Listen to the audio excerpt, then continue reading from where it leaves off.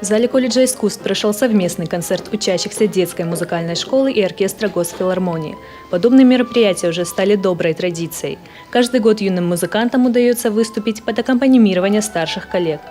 Как поделился главный дирижер Национального театра оперы и балета Евгений Кириллов, дети получают бесценный опыт. Конечно, путь музыканта, пожалуй, один из самых тернистых.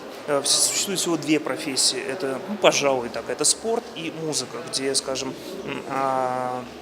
процесс обучения занимает невероятное количество времени.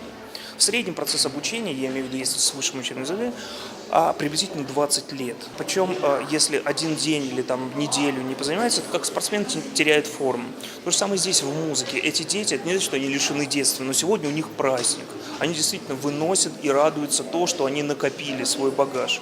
И делятся это со своими сверстниками, родителями и просто желающими послушать, и, может быть, родственниками, кто захотел прийти, и разделить эту радость.